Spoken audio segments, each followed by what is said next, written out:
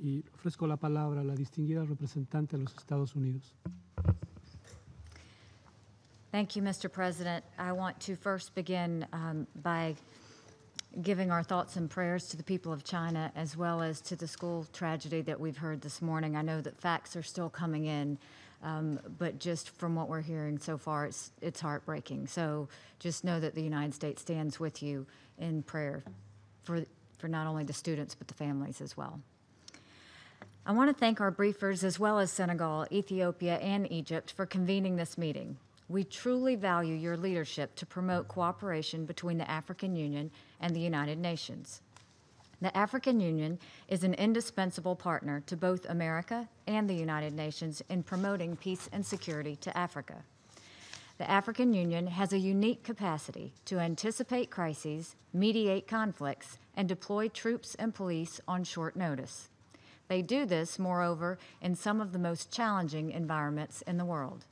We applaud the increasing leadership the AU has exercised in contributing to peace operations and battling terrorist and insurgent groups.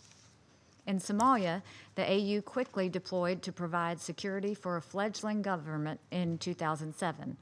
A decade later, thanks to the bravery and courage of the AMISOM troop and police contributing countries, Somalia is on a gradual path towards stability and peace.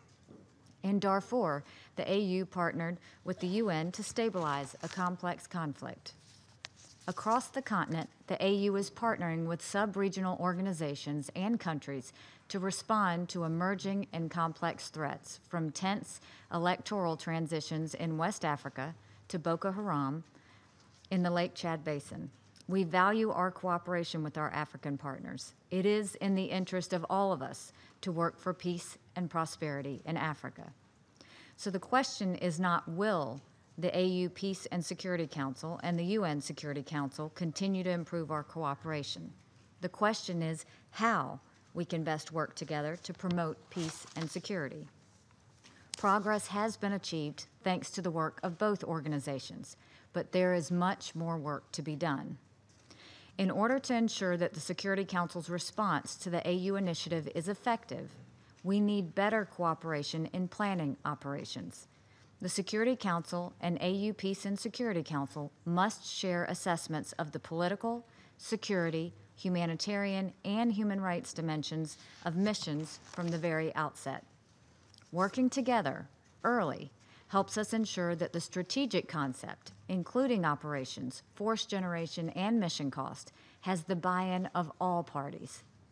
We support the AU's efforts to increase financial self-reliance and build the African Union Peace Fund. We look forward to working with AU member states to identify non-trade mechanisms for greater self-financing.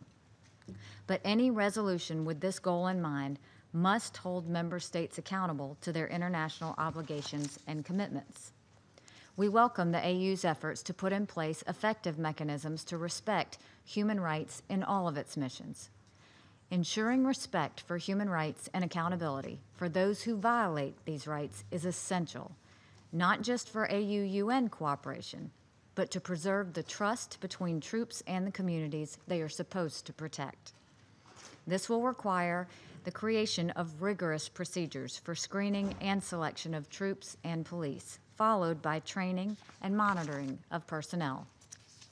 Violations and abuses must be reported and independently investigated. Perpetrators must be held accountable. On this, there will be no compromise.